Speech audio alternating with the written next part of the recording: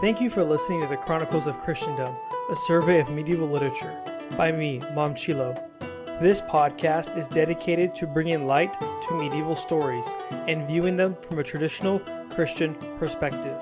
I hope you enjoy this episode.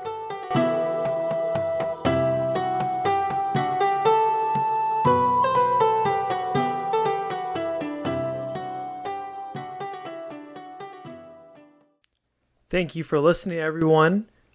Today, we're going to start a new series. So this is either going to be 3 or 4 episodes long. I don't really know yet.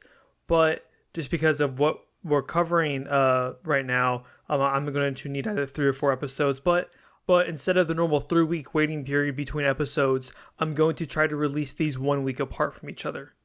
So what are we talking about? Why do we need, all these episodes? So we're talking about the Mabinogi, or the 4 branches of the Mabinogi. So this is a medieval Welsh text, probably sometime in the 1100s.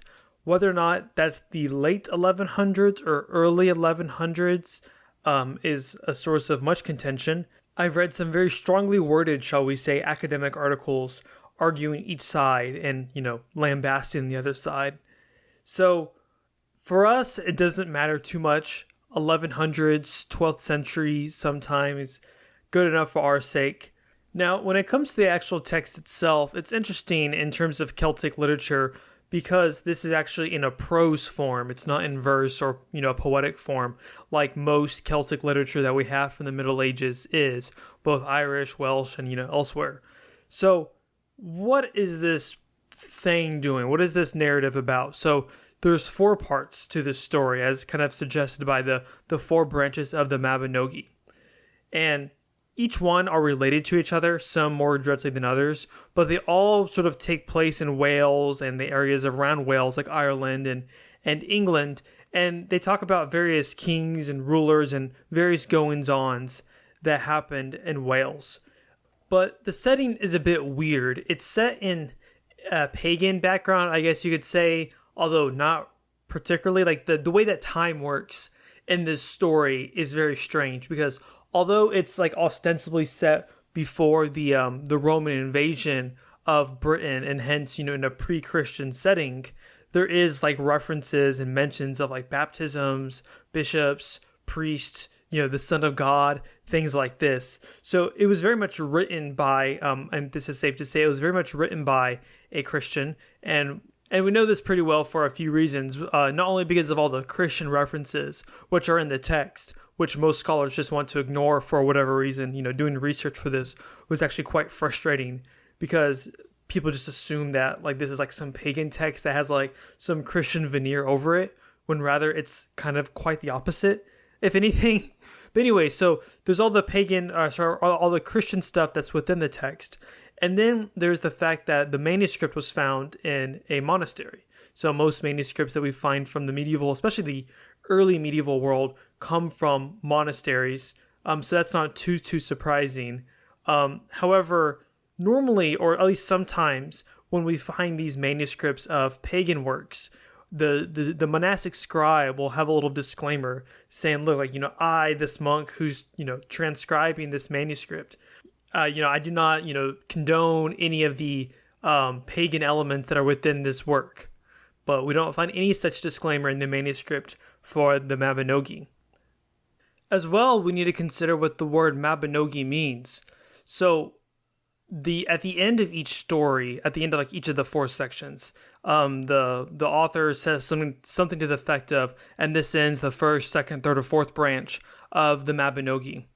And the word, there's a lot of debate about what exactly this word means. Part of the issue is that it's such a rare word. It's almost like a hapax legomenon. But there's like one other instance in which the word is used outside this text. And we find it in a 15th century sort of apocryphal story about the baby Jesus, as like Jesus as an infant. And it's called like Mabinogi Jesus Christ, right? So based off this and some of the etymological research people have done, as well as the other couple of cases in which this word has been used, which again is pretty rare, but there are a couple others, the word seems to be something like relating to the divine Son. So that would make sense of why it's related to Jesus, Jesus as the divine Son of God. But even here, divine son has a sort of older pagan root in the god Maponos, who is called the divine son, he's kind of related to Apollo, and he was a sort of a British and Gaulish pagan deity. But it seems to be pretty clear that by the time of the Middle Ages, in the 12th century, that the pagan context maybe was there for like etymological reasons, but it wasn't necessarily there in terms of like direct meaning, right? And we have this all the time in English, right? Like when we say something is tantalizing, we don't necessarily want to relate what we're talking about to the Greek mythological figure of Tantalus. So it would be like, if someone said this is the tantalizing story of my life, and then someone 1,000 years later says, oh wow, this shows that there was this secret pagan element that remained in this society. All this is to say is that the name of the Mabinogi seems to be pointing, especially the way it's related to Jesus, seems to be saying that that even though this is a pre-Christian society in some sense, even antediluvian in some sense as well, and we'll get into that, like a pre-flood society, it still relates to the Christian story. So this is very much a work of Christian universal history, trying to sort of graft whales in, especially their older sort of myths, sort of graft those into the larger Christian, universal story. My issue with the scholarship on this story is mainly that all they want to do, and I complain about this a lot, but this was especially egregious when it comes to this story. All they want to do is like mine this for historical data, and think about, okay, what does this show us about, Celtic mythology? And this has led to some very weird stuff going on, frankly. So in the stories, in the four branches, there are some figures here who are not named really anywhere else beforehand in any sources, at least that we have. And then you have people who say, okay, well, therefore, this person must be a euhemerized god. So euhemerization, it can refer to either one of two things. It refers to a Greek historian, an old ancient Greek mythographer more so, who he said that the stories of the gods are really just stories of humans that we've turned into gods. Whereas euhemerization can also refer to the opposite, where you take a god and then you turn him into a human in a story, but it can also mean the other thing as well. But a lot of these scholars, especially from like the 20th century, they think that the figures in the story were, these gods that people worshipped, but now have just become these sort of men with some magical powers.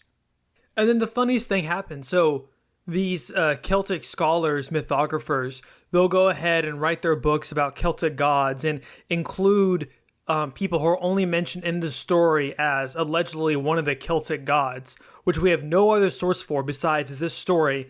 And even then, again, the story does not say that they are a god. People are just assuming that's what they were in the past or something for, whatever reason.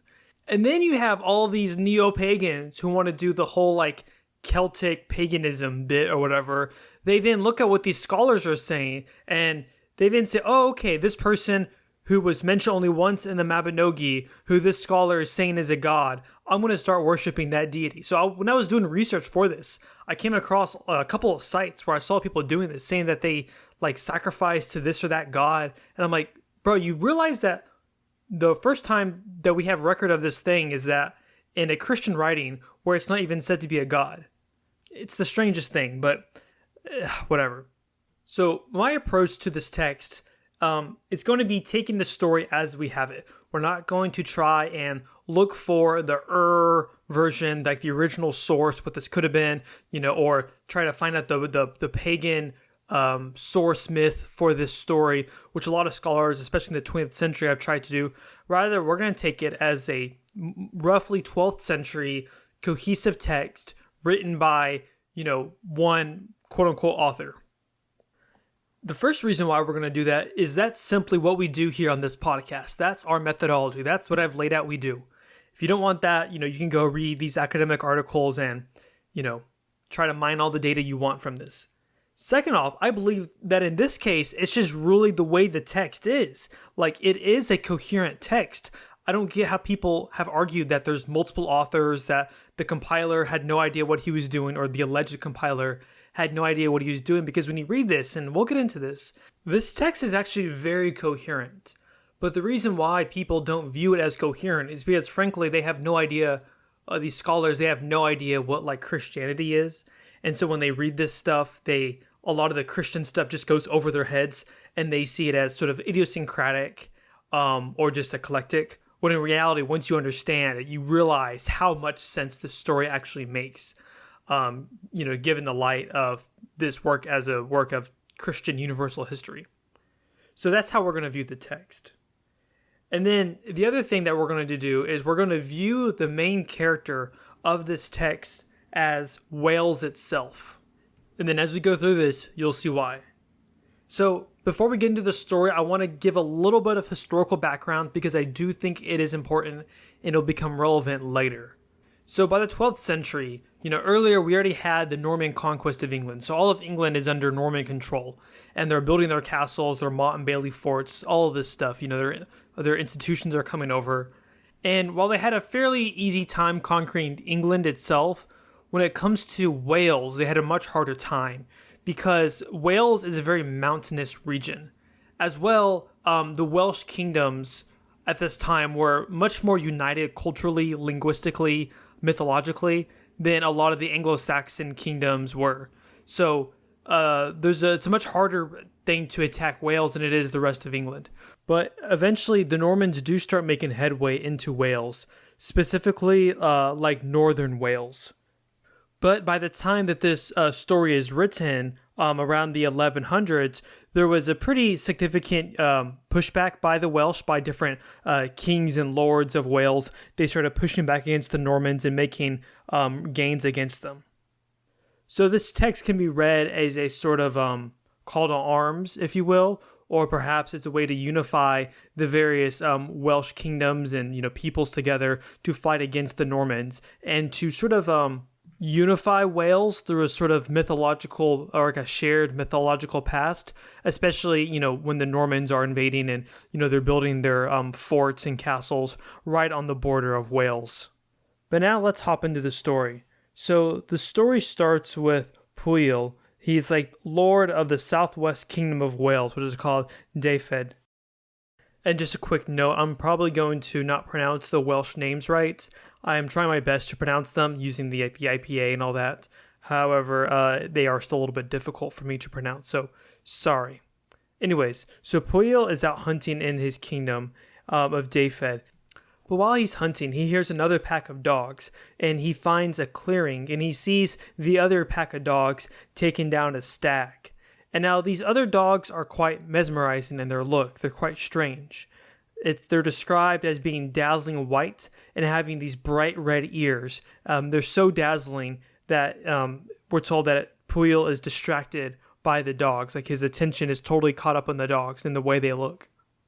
But before these dogs are able to feed on the stag, Pwyll shoos them away, and he has his own dogs feed on the stag. Pwyll then is approached by a horseman who, is the owner of those other dogs, and he admonishes him for his discourteous behavior, and then Pwyll becomes very embarrassed, and he asks how he can repay him. And it's very obvious that this guy on horseback is some sort of lord.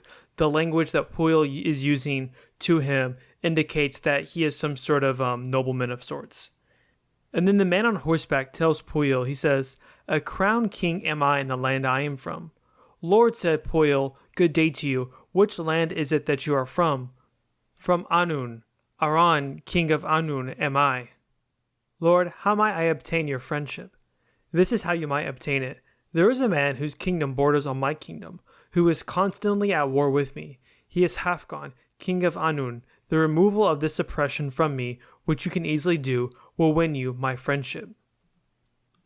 So Annwn isn't just another kingdom of Wales. It's not really even in Wales in some sense. Rather, it's what we call like the other world. It's kind of like the fairy realm, or where the more magical side, the more spiritual side of the world.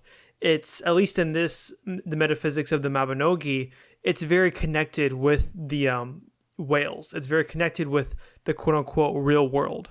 In a sense, you can see it as like the seen and the unseen world, the spiritual and the physical world, whatever dichotomy you want to use. However, you can't, or at least you shouldn't understand it as two parallel universes. Rather, the way that the Mabinogi understands is that the other world is very intertwined with the real world. In the same way, the physical world is also very intertwined with the other world. And besides just, his title, there's a couple other things that indicate his otherworldliness, the otherworldliness of Arun. So one strange thing about him is that you remember his dogs. His dogs are of this very weird color, something that you're not, you wouldn't see in the real world. You wouldn't normally see, dogs that look like that. However, because he is from the other world, his dogs or his animals are going to be a little bit different. And then there is the sort of swapping that's about to go on. So once Puyol agrees to help Arun with his problem, Arun says this. He says, "I will make a strong bond of friendship with you. I'll do that by giving you my place in Anun, and I'll give you the most beautiful woman you have ever seen to sleep with every night. And my form and appearance will be upon you, so that neither the chamber boy, nor the steward, nor anybody else that has ever served me will know that you are not I. And," he goes on, he continues, he says, "it will be that way until the end of a year from tomorrow, and we'll meet again at this very place." And then he says, in the meantime, while Puyol is in the place of Arun, Arun will take the place of Puyol, and no one is going to know that it's not Puyol. So Arun, instead of creating a big, commotion or even a blood feud out of the stag event where, where Puyol cheated Arun out of the kill, or at least his dogs out of the kill, he has a plan to make it right. And this is a very important detail, especially considering the Celtic background of this, right? So normally when things like this happen, or what can often happen, and you see this in like Germanic cultures as well, and a lot of other cultures, especially like Iron Age cultures in Europe, is that when one person wrongs another, then another wrong is committed, and then another wrong by the other party, so on and so forth. And, they can be very bloody, and society can start to unravel because of all the violence that occurs. So Puyol goes to Arun's court, and then, he dines there. And then that night, when he goes to bed, and Arun's wife is there, who's considered the most beautiful woman he's ever seen, instead of having any relations with her, he simply lays down next to her and then turns away and doesn't speak to her. And then we're told that he did this every night. So throughout the entire year, he was completely chaste. And no one notices that it's Puyol instead of Arun. And after a year, the time is set for Puyol to go and fight against Arun's adversary. They begin to fight, and then Puyol, faithful to the oath, he only hits his opponent once on the shield.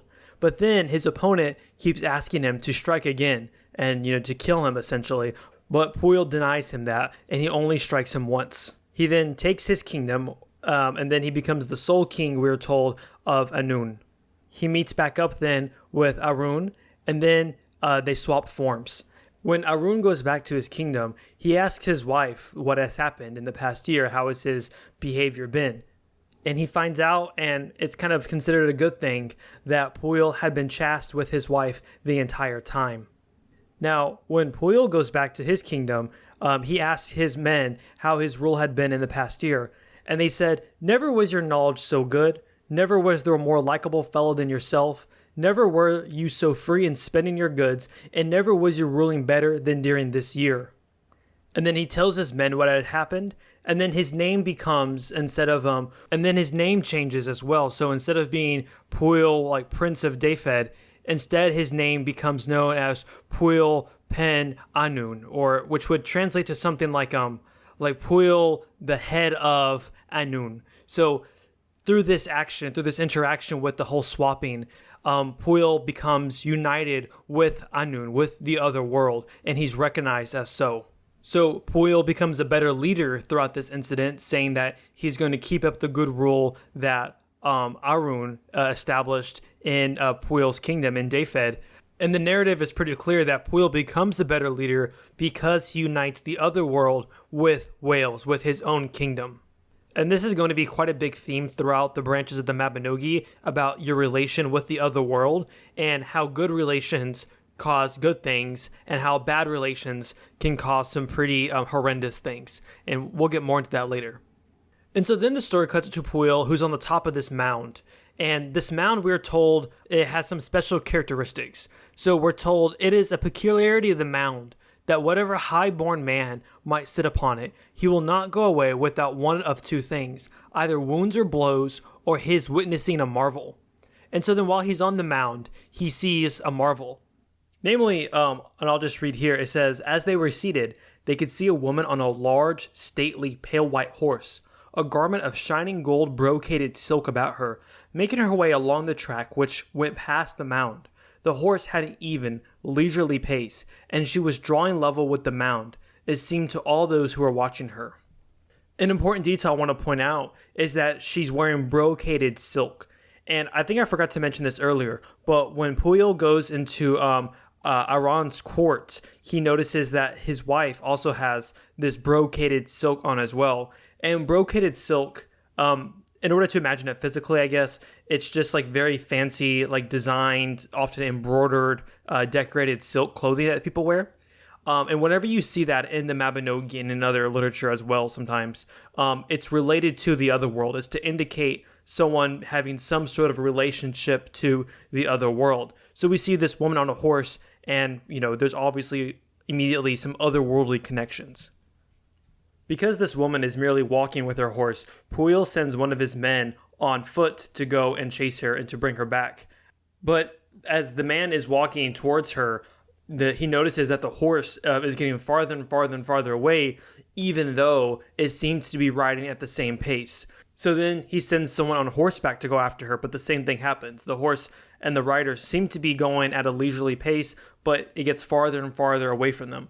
So then Puyol gets on horseback. He gets on like the fastest horse he can find, and then he yells at her to stop. And then she finally does. And then Puyol notes that there's something magical about her. So anyways, he's able to finally stop her after yelling at her to stop. And then she says to him, "Gladly I'll wait, but it might have been better for the horse if you had asked me a good while before." So we'll see that this lady has some interesting connections to like horses, and we'll come back to some more of this imagery later. But just off the bat, we see that she's very concerned about Puyol's horse. So Puyol asks her, he says, "Can you tell me something of your business?" And then she says, "Between myself and God, I'll tell you," said she. "My chief business was to try and see you." "Well," said Puyol, "this is the best business you could have come on, as far as I am concerned. And will you tell me who you are?" "I will tell you, my lord," she replied. "I am Rhiannon, daughter of Haifed the Old, and I am being given to a man against my will. For my part, I do not wish for the love of any man because of the love I have for you. I still do not want this other man, unless you refuse me, and it is to find out your answer to this that I have come." "Between myself and God, this is my answer to you," he replied. "If I was given the choice out of all the women and girls of this world, it is you that I would choose." "Aye," said she, "if that is your wish, before I am given to another man, make an appointment with me." And then they decide to meet up at her father's court in a year from today. So we see a bit of a parallel structure to the earlier episode with Arun, where Puyol meets someone from the other world, a noble from the other world, on horseback, and then they make some agreement a year from today. So then they meet up a year later in her father's court, and they're essentially having like a wedding ceremony. And then while they're feasting and dining, there is a man who comes, and this man is also wearing brocaded silk, so also kind of an otherworldly figure. And then he asks to request something from Puyol. And then Puyol makes a rash boon. So that means he says something like, "Ask whatever you want and I will fulfill it," without any sort of qualification. And we saw this earlier, not in this story, but in the story of Eric and Enid, where this rash boon idea comes about as well, and it leads to some disastrous results. And as you can imagine, it's about to lead to another disastrous result. And Rhiannon also notices it's also going to turn into a disastrous result because she rebukes him for his stupidity, essentially, for making the rash boon. So the man requests of Puyol, he says, "You are about to sleep with the woman whom I love the most tonight, and it is to ask for her along with the provisions and victuals which are here that I have come." So this is the man that Rhiannon was supposed to marry originally, and then he tricks Puyol into giving Rhiannon back to him. But Rhiannon has a plan that she concocts to sort of remedy the situation. She says that in a year from now, she'll marry the man, and then during the wedding, Puil will come as a beggar, and then he'll use this magic bag, essentially sort of like a Mary Poppins bag that it looks pretty shallow, but it actually is very deep. And he will essentially capture or like sack this other man. So the day comes for the wedding feast with Rhiannon, and then Puil comes to the door dressed as a beggar, and he knocks, and then he meets the other man that Rhiannon is supposed to marry, and he asks a request of the man. And then the man says that he will only fill it if it's a modest request. And then Puil says, look, I just have this little bag, and I just want some food. If you could fill it up, I'll go home and be happy. And then Gual sees that this is a fairly modest request, and then he starts filling up his bag with food. But as he puts more and more into it, it doesn't seem to fill up. And then Puil says that in order for the bag to be filled, a nobleman must step into the bag and say enough has been filled in here. So when the nobleman gets in the bag, Puil then essentially lifts the bag up and he puts it over his head and he ties it up. So he's completely in the bag. And then Puil blows his horn, and then his men come rushing in and they capture all of Gual's men. They then play a sort of twisted game with this bag, and the poem even calls this a game, but it's quite twisted. So I'll read here.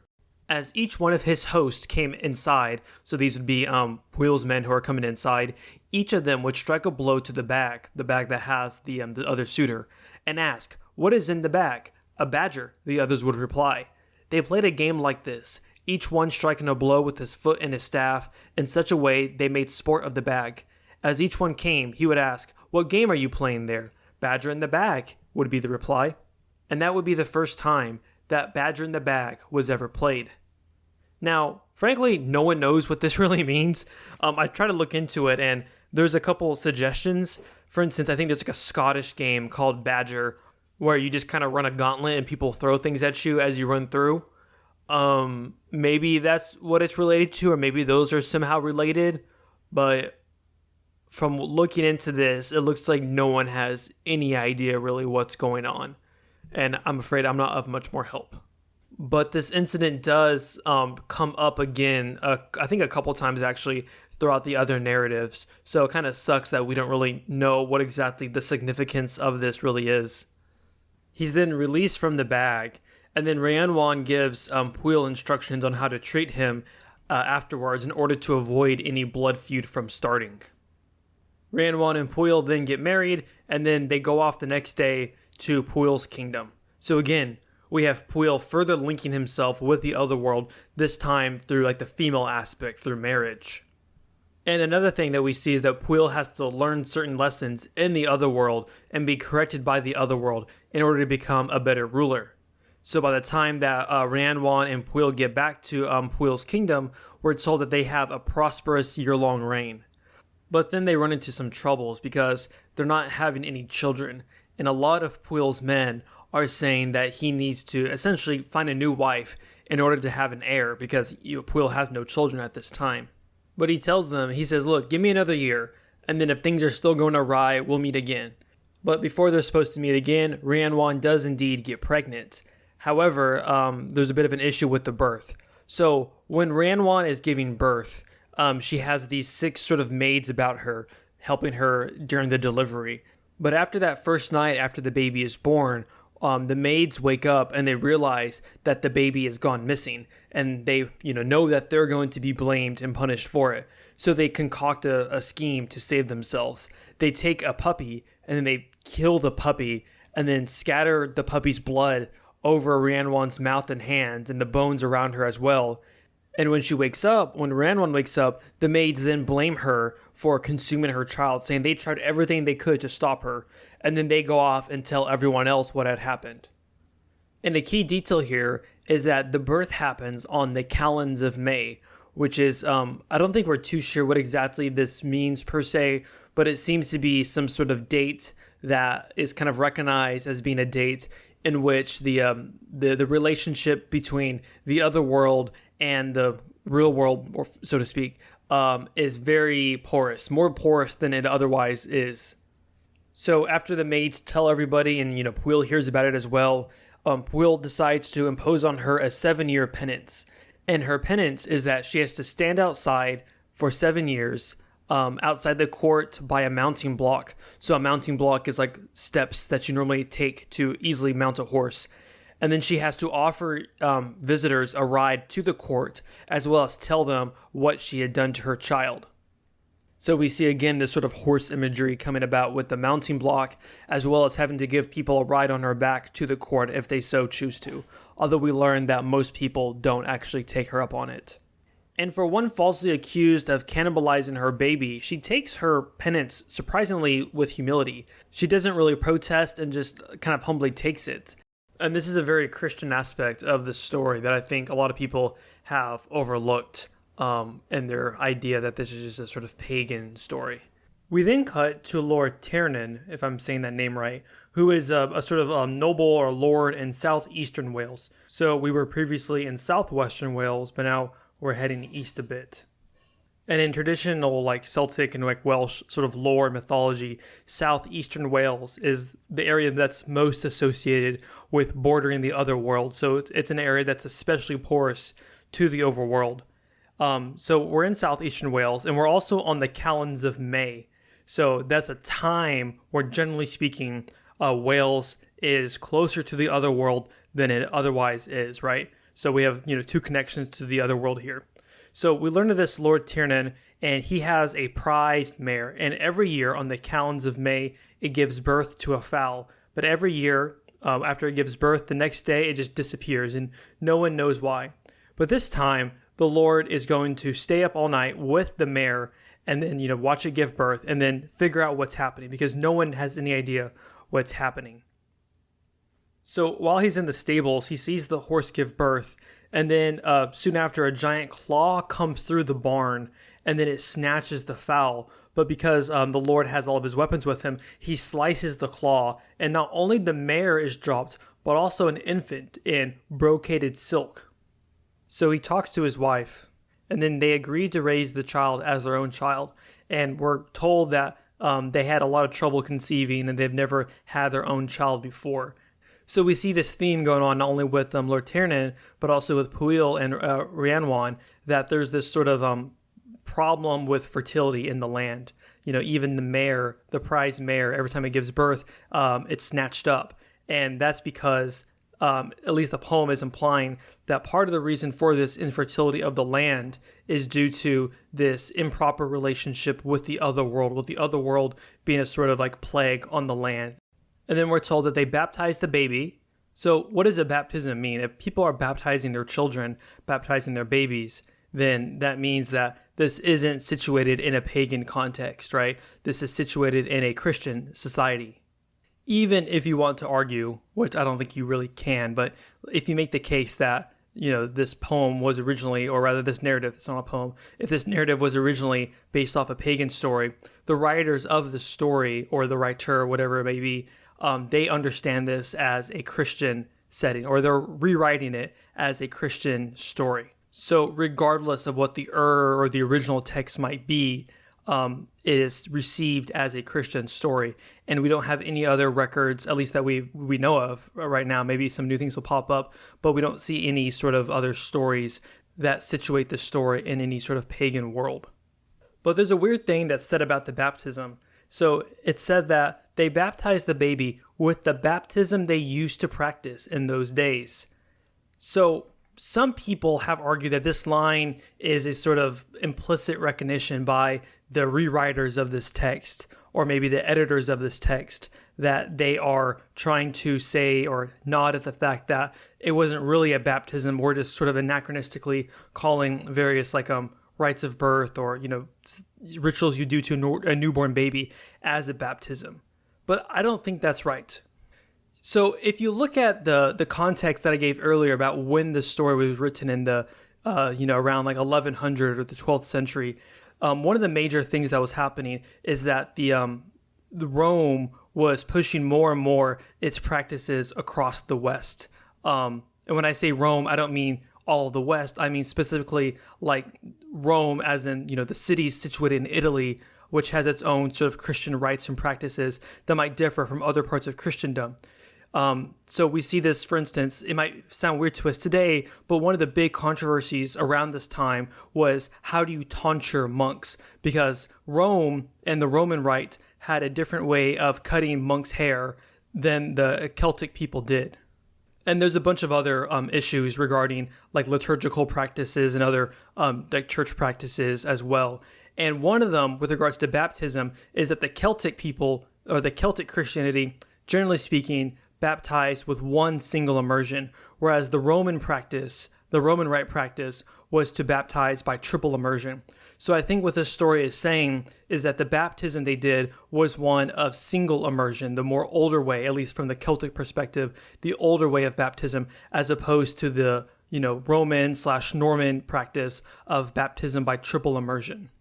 The other detail about this baby is that it has the brocaded silk garments. So as I said, brocaded silk points to the otherworldly origin or some otherworldly connection with the baby. So that's how we're kind of told, at least from the outset, that the baby is Rhiannon's baby because of the brocaded silk. And I might have forgotten to mention it earlier, but when Rhiannon is first spotted, when Pwyll's on the mound, he does see her with brocaded silk as well. So they raise the boy for several years, and then eventually Lord Tiernan, he hears of these rumors or these news of Rhiannon's punishment. He hears what has happened, and then he looks at the baby, or at least now like the toddler or the child as it's growing up, and he recognizes that it looks a lot like Pwyll. And earlier we were told that Tiernan had once served in Pwyll's court. And eventually, after asking around, he comes to the conclusion that this is Rhiannon's baby that had somehow been transported to him through some otherworldly machinations.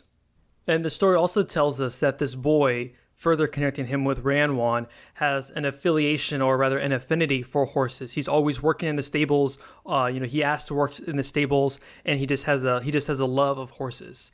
And as I said earlier, Rhiannon also has this connection with horses.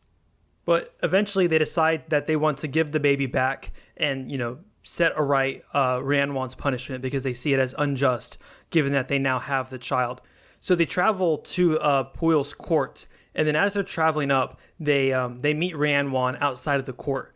And then when they see Rhiannon, she says to them, she says, "O chieftain, go no further than that. I will carry every one of you to the court, and that is my penance for killing him who was my own son and for his destruction."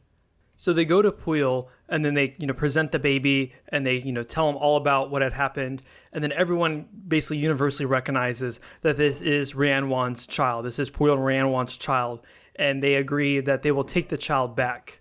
Tiernan and his wife just ask that they can still have, visitation with the child, and the child will still be theirs to help them in old age and all this other stuff. And as I said, that's because it's implied that they're infertile and can't have a child. And then as this story comes to an end, or at least this branch of the Mabinogi comes to an end, we see Rhiannon vindicated, and she no longer has to undergo her penance.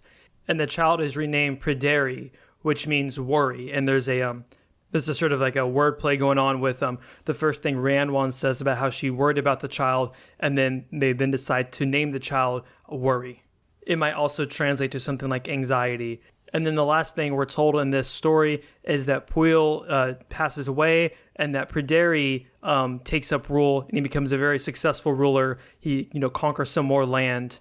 And then that's pretty much the end of the story. So some of these figures are going to come up later in the other branches, but that's where we're going to end this for now. And then in the next episode, which I plan to have a week from now, we'll go over the second branch, then a week later the third, and then the fourth.